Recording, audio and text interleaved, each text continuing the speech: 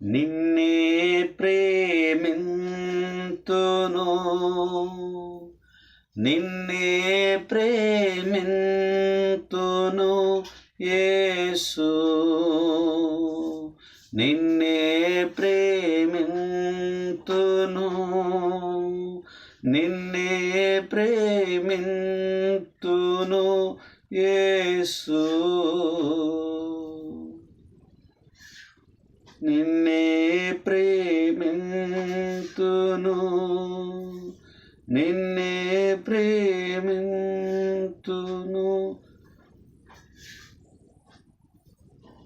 నెవెనుదిరుగా నీ సన్నిధిలో మోకరించి, నీ మార్గములో సాగేదా, నిరసింపక సాగేదా, నెవెనుదిరుగా నిన్నే ప్రేమింతును, నిన్నే ప్రేమింతును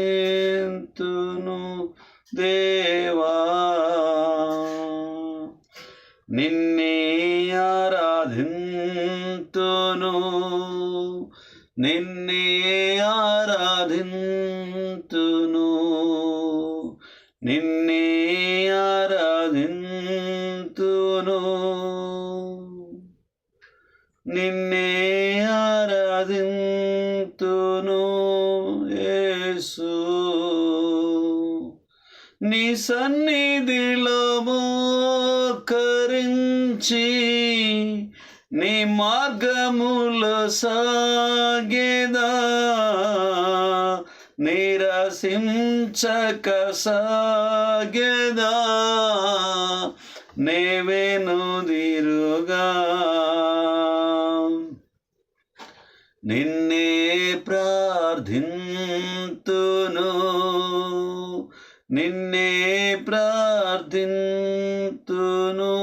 యేసు, నిన్నే ప్రార్థింతును, నీ సన్నిధి మోకరించి, నీ మార్గములో సాగేదా, నిరసించక సాగేదా, నెవెనుదిరుగా నిన్నే ప్రేమింతును, నిన్నే ప్రేమింతును యేసు, నిన్నే కీర్తింతును, నిన్నే కీర్తింతును, నిన్నే కీర్తింతును, నీ సన్నిధిలో మోకరించి, నీ మార్గమందు సాగేదా, నిరసించక సాగేదా, నెవెనుదిరుగా. మంచిది ప్రియులారా, దేవుని వాక్యంలోకి వెళ్దాము. నేటి దినాన మనం నేర్చుకోబోయే అంశము, మరి నిన్నటి దినాన పురుషులు ఏమి చేయవచ్చును, ఏం చేయాలి అనేటటువంటి విషయాన్ని మనం ఆలోచన చేశాము. మరి నేటి దినాన మనము పురుషులకు క్రొత్త నిబంధన ఆదర్శాలు, పురుషులకు క్రొత్త నిబంధన ఆదర్శాలు అవి ఏమిటి అని మొట్టమొదట కొంచెం క్లుప్తంగా మనము ధ్యానం చేద్దాం ప్రియులారా. క్రైస్తవ పురుషులందరూ సంఘపు పెద్దలకున్న యోగ్యతల కొరకు ప్రయాసపడాలి. రెండవది, ప్రభు అయిన యేసు వలె వారు సేవ చేసే నాయకులై ఉండాలి. మూడవది, బర్నబా వలె ఆర్థిక విషయములలో ఔదార్యం గల వారై ఉండాలి. మరియు మాటల యందు ప్రోత్సహించేవారు, హెచ్చరించేవారు అయి ఉండాలి. ఫిలమోను వలె సాటి క్రైస్తవులకు తమ గృహాలను తెరిచేవారై ఉండాలి. సహోదరుల క్షేమం కొరకు వ్యక్తిగతమైన ఈ భేదాలు పక్కన పెట్టి వేయాలి. ఈ యొక్క విషయాలను మరి మనము ఆలోచన చేద్దాం ప్రియులారా. మరి మొదట లూకా సువార్త 22వ అధ్యాయము 27వ వచనాన్ని చూద్దాం. లూకా సువార్త 22:27వ వచనాన్ని మనం చూద్దాం ప్రియులారా. 22:27 గొప్పవాడెవడు, భోజన పంక్తిని కూర్చుండువాడా, పరిచర్య చేయువాడా? పంక్తిని కూర్చుండువాడే గదా. అయినను నేను మీ మధ్య పరిచర్య చేయువాని వలె ఉన్నాను.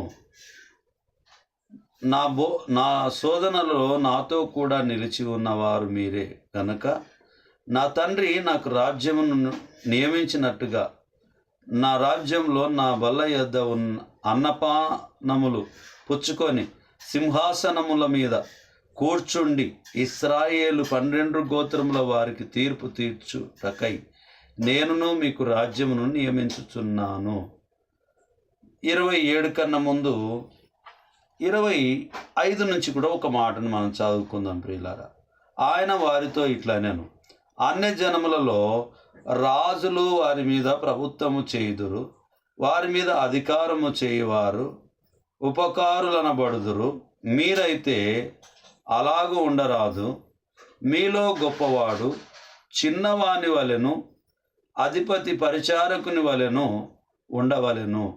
గొప్పవాడెవడు, భోజన పంక్తిని కూర్చుండువాడా, పరిచర్య చేయువాడా? పంక్తిని కూర్చుండువాడే గదా. అయినను నేను మీ మధ్య పరిచర్య చేయువాని వలె ఉన్నాను. ఇక్కడ మనం ఆలోచన చేసినప్పుడు మరి పరిచర్య చేసేటటువంటి వారిగా ఉండాలని చెప్పి దేవుని వాక్యం సెలవిస్తూ ఉన్నది. అలాగునే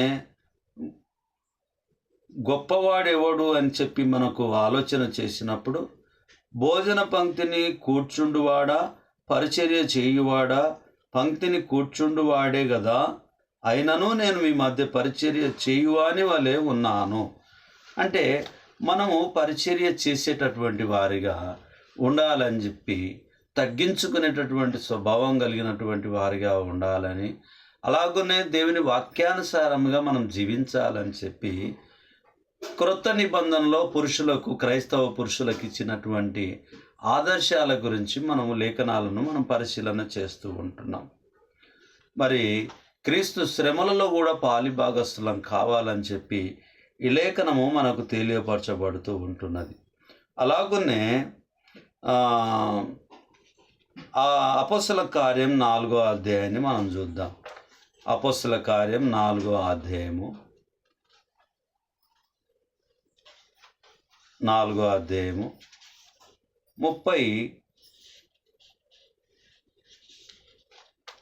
అపోస్తల కార్యం 4వ అధ్యాయము 36-37 చదువుకుందాం.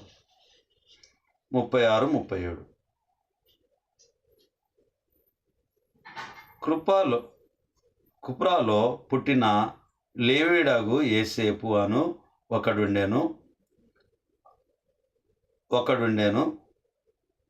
ఇతనికి అపోస్తలులు హెచ్చరిక పుత్రుడు అని అర్థమిచ్చు బర్నబా అను పేరు పెట్టి ఉండిరి.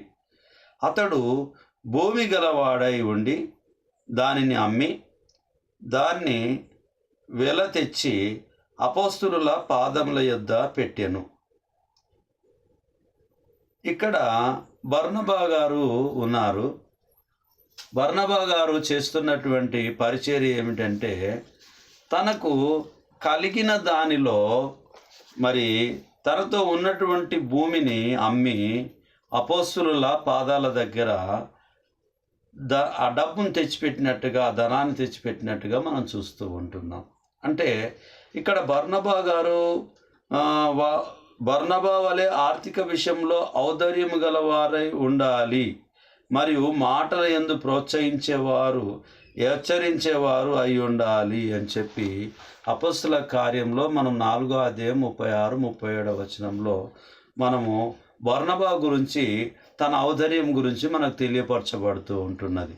అంటే మనము గూడా ఇచ్చేవారిగా ఉండాలి. మరి ప్రోత్సహించే వారిగా ఉండాలి. బలపరిచేటటువంటి వారిగా ఉండాలి. మరి అన్ని విషయంలో మనము మితముగా ఉండాలి. దేవుని చిత్తాన్ని జరిగించే వారిగా ఉండాలి. బర్నబా అలాగు చేసి ఉన్నాడు కాబట్టి దేవుని ఒక పరిశుద్ధ గ్రంథంలో వారి పేరు లిఖించబడి ఉంటూ ఉన్నది. ఫిలమోను వలె సాటి క్రైస్తవులకు తమ గృహములను తెరిచేవారై ఉండాలి. ఫిలమోను పత్రికను మనం చూద్దాము. ఏమై ఉండాలి? ఫిలమోను లాగా గృహాన్ని తెరిచేవారై ఉండాలి. ఎప్పుడు అనంటే దేవుని వాక్యానుసారమైన జీవితాన్ని మనకున్నప్పుడు మనం ఏం చేస్తామనంటే మరి బర్నబాలాగా మనము తీసుకొచ్చి ఇచ్చేవారిగా ఉంటాం. ఇందులో మరి 10వ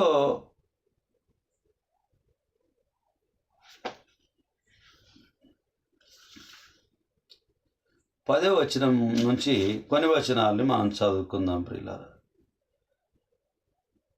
8 నుంచి కంటిన్యూ ఉంది, చదువుకుందాం. కావున యుక్తమైన దానిని గూర్చి నీకు ఆజ్ఞాపించుటకు క్రీస్తునందు నాకు బహు ధైర్యము కలిగి ఉన్నను. వృద్ధుడను, ఇప్పుడు క్రీస్తు యేసు ఖైదీనై ఉన్న పౌలను నేను ప్రేమను బట్టి వేడుకొనుట మరి మంచిదనుకొని నా బంధకములలో నేను కనిన నా కుమారుడగు ఒనేసిము కొసరము నిన్ను వేడుకొనుచున్నాను. అతడు మునుపు నీకు నిష్ప్రయోజనమైన వాడే గాని ఇప్పుడు నీకును నాకును ప్రయోజనకరమైన వాడాయను. నా ప్రాణము వంటి వాడైన అతనిని నీ యొద్దకు తిరిగి పంపి ఉన్నాను.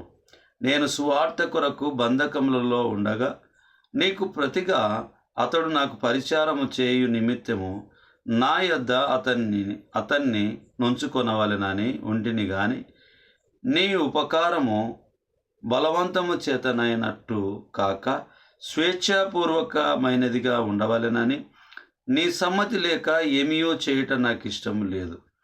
అతడిక మీదట దాసుడుగా ఉండక దాసుని కంటే ఎక్కువ వాడుగాను, ప్రియ సహోదరుడుగాను, విశేషంగా నాకును, శరీర విషయమును, ప్రభువు విషయమును, మరీ విశేషంగా నీకును ప్రియ సహోదరుడుగాను నీ యొద్ద ఎల్లప్పుడూ ఉండుటకే కాబోలు అతడు కొద్ది కాలము నిన్ను ఎడబాసి ఉండెను.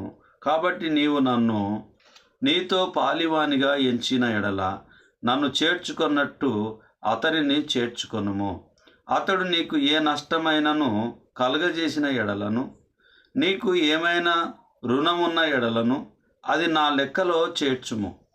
పౌలను నేను నా స్వహస్తముతో ఈ మాటలు రాయిచున్నాను, అది నేనే తీర్తును.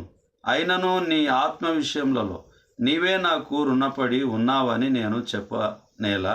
అవును సహోదరుడా, ప్రభువునందు నీ వలన నాకు ఆనందము కలగనిమ్ము. క్రీస్తునందు నా హృదయమునకు విశ్రాంతి కలగజేయము. ఇక్కడ మనం ఆలోచన చేస్తే మరి చాలా ప్రాముఖ్యమైనటువంటి విషయాలను ఫిలమోను పత్రికలో మనకు తెలియపరచబడుతూ ఉంటున్నది.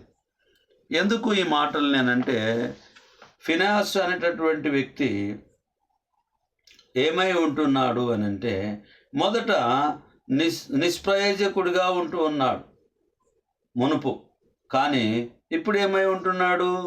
ప్రయోజకుడై ఉంటూ ఉన్నాడు.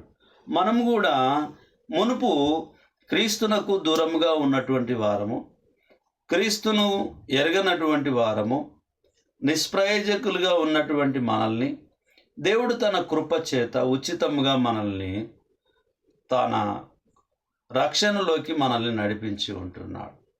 పౌలు గారు చెప్తున్నారు, మునుపు నిష్ప్రయోజకుడిగా ఉన్నాడు, ఇప్పుడు ప్రయోజకుడిగా ఉన్నాడు, నీకును నాకును ఉపయోగకరంగా ఉన్నాడు.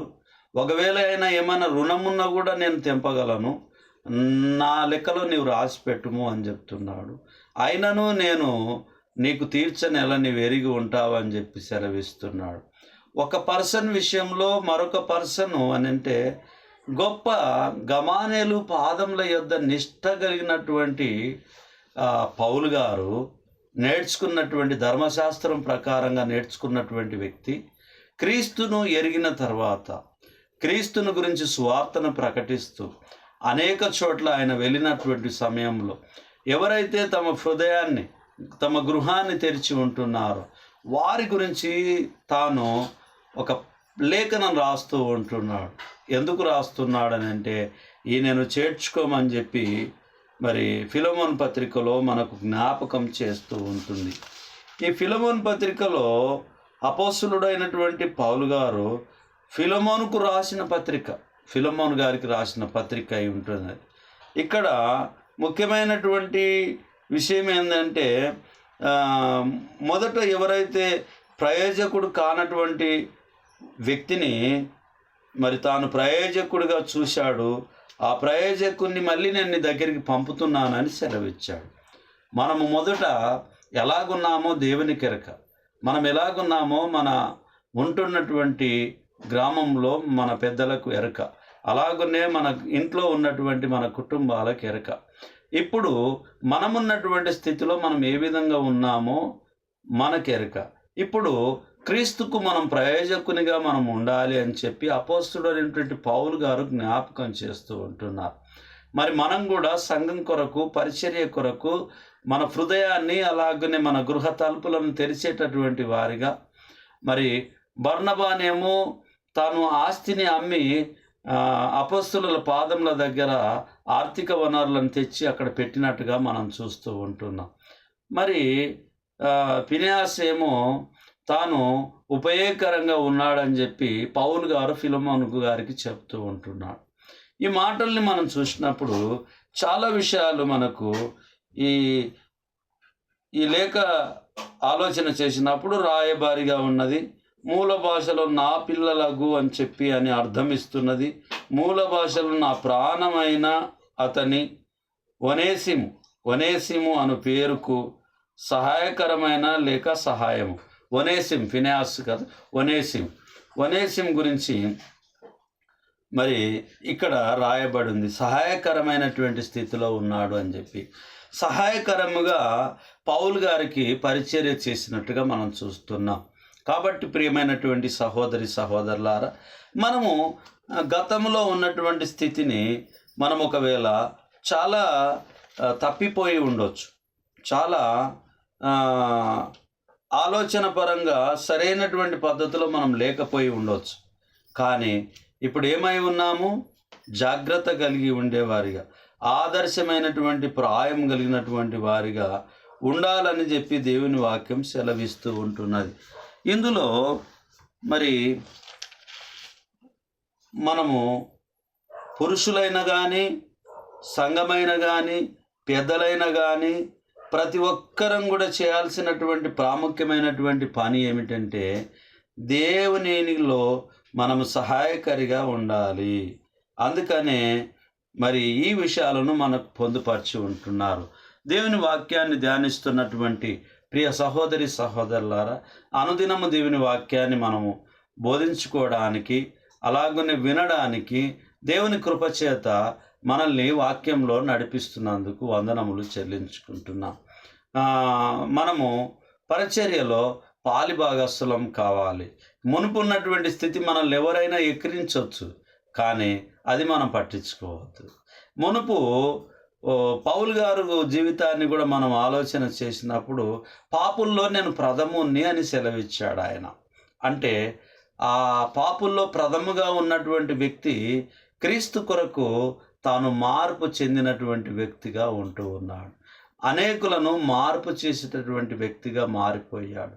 అనేకులను కొట్టినటువంటి వ్యక్తి, హింసించినటువంటి వ్యక్తి గొప్పవాడిగా, క్రీస్తుకు పరిచర్య చేసేవాడిగా, ప్రయోజకుడిగా తయారయ్యాడు. మనం కూడా క్రీస్తులో ప్రయోజకులము కావాలి. అంటే గతంలో మనం దూషించిండొచ్చు, హింసించిండొచ్చు, హానికరముగా ఉండి ఉండొచ్చు, మరేదో తదితర దొంగ అయి ఉండొచ్చు, దొరై ఉండొచ్చు, వ్యభిచారస్థలమై ఉండొచ్చు, అబద్ధమాడి ఉండొచ్చు, లేదా మనకు లేనటువంటి నిందలన్నీ ఏమీ లేకుండా అన్ని నిందలే ఉండొచ్చు, అన్ని పాపంలోనే పడిపోయి ఉండొచ్చు. కానీ మునుపు దూరస్తులుగా ఉండొచ్చు. ఇప్పుడు క్రీస్తుని కలిగినటువంటి మనము సహోదరులము. మనం ఏం చేయాలి అని అంటే ఆత్మీయ స్థితిలో బలపడాలి, ప్రేమించాలి, క్షమించాలి, ఆదరించాలి. దేవుని వాక్యం ఆదర్శప్రాయంగా మనం ముందుకు తీసుకొని వెళ్ళాలి. కానీ మనం ఆటంకకరంగా నేను ఇలా ఉన్నా, నేను వెళ్ళడానికి నాకు అర్హత లేదని చెప్పి అలాగే కూర్చోవడానికి దేవుడు అవకాశము ఇవ్వలేదు. ఎందుకనంటే మునుపు మనము హానికరంగా ఉన్నప్పటికీ ఇప్పుడు ప్రయోజకరమైనటువంటి జీవితాన్ని మనం ప్రారంభించే వారిగా, కొనసాగేటటువంటి వారిగా, నిన్ను నన్ను ఎగతాళి చేసినటువంటి వ్యక్తులు ఈయన మారిపోయాడు, క్రీస్తును బలపరుస్తూ ఉన్నాడు, క్రీస్తు వాక్యాన్ని ప్రకటిస్తూ ఉన్నాడు, పరిచర్యలో పాలిభాగస్తుడై ఉన్నాడు అని చెప్పి మన గురించి కూడా దేవుడు మహిమపరచబడే వారిగా మనం మార్చబడాలి. లేదు అని అంటే ప్రయోజనకరంగా క్రీస్తుకు మనం ప్రయోజకరంగా లేకపోతే, ఆత్మీయ స్థితిలో మనం ప్రయోజకరమైనటువంటి స్థితిలో లేకపోతే మనకు ప్రయోజనం ఏం లేకుంటుంది. కాబట్టి బర్నబాను మనం జ్ఞాపకం చేసుకోవాలి. బర్నబా జీవితాన్ని, ఆయన ఒక త్యాగాన్ని, తన ఆస్తిని అమ్మి సహాయం చేసినటువంటి విధానాన్ని మనం జ్ఞాపకం ఉంచుకోవాలి. క్రైస్తవ పురుషులందరూ సంఘ పెద్దలకున్న యోగ్యతల కొరకు ప్రయాసపడాలి. ప్రభు అయిన యేసు వలె వారు సేవ చేసే నాయకులై ఉండాలి. బర్నబా వలె ఆర్థిక విషయంలో ఔదార్యం గల వారై ఉండాలి. మరియు మాటల యందు ప్రోత్సహించి హెచ్చరించే వారై ఉండాలి. ఫిలమోను వలె సాటి క్రైస్తవులకు తమ గృహాలను తెరిచేవారై ఉండాలి. సహోదరుల క్షేమం కొరకు వ్యక్తిగతమైన విభేదాలు పక్కన పెట్టివేయాలి. ఈ విషయాలను క్రైస్తవ సహోదరులు మనము చేయాల్సిందిగా దేవుని వాక్యంతో మీతో మాట్లాడుతూ ఉంటున్నాను. ఈ మాటల సారాంశం ఏమిటి? మనం అనుదినము ఈ వాక్య ధ్యానాన్ని చేయడం వల్ల ప్రయోజనం ఏంది అని అంటే, మనం ప్రయోజనకరమైనటువంటి మార్పును చెందాలనేటటువంటి ఒక ఉద్దేశం కలిగి ఉంటున్నాం. కాబట్టి వాక్యానుసారమైనటువంటి జీవితంలో ఇంకా లోటుపాట్లు ఉండొచ్చు, మానవుల్లోన ఇంకా ఏదో వెలితి ఉండొచ్చు, కానీ వాటిని ఫుల్ఫిల్ చేసుకుంటూ ముందుకు వెళ్ళాలి. పొరపాటు దొర్లినప్పుడు క్షమాపణ కోరుకోవాలి. తప్పు జరిగినప్పుడు తప్పిదాన్ని దాచిపెట్టకుండా ఒప్పుకొని విడిచిపెట్టేటటువంటి వారిగా ఉండాలి. అప్పుడు కనికరం పొందుతాం. కాబట్టి మన జీవిత కాలం అంతా కూడా దేవునికి లోబడి, దేవుని చిత్తానుసారంగా, సంఘానికి, పరిచర్యకు, దేవునికి సహాయపడేటటువంటి వారిగా, మరి క్రీస్తు పరిచర్యలో మనం ముందుండే వారిగా ఉండాలి. కొత్త నిబంధనలో మనకు మాదిరికరంగా చూపినటువంటి ఆదర్శప్రాయాలను మనం ఈ లేఖనాల్లో మనం చూస్తూ ఉన్నాం. శ్రద్ధగా వాక్యం విన్నారు. ప్రార్థన చేసుకుందాం. సర్వ సృష్టికి కారణభూతుడైన మా ప్రియ పరలోకపు తండ్రి, మీ పరిశుద్ధమైన నామాన్ని బట్టి వందనాలైనా. కొన్ని విషయాలను మేము విశ్లేషించుకొని ఉంటున్నాం.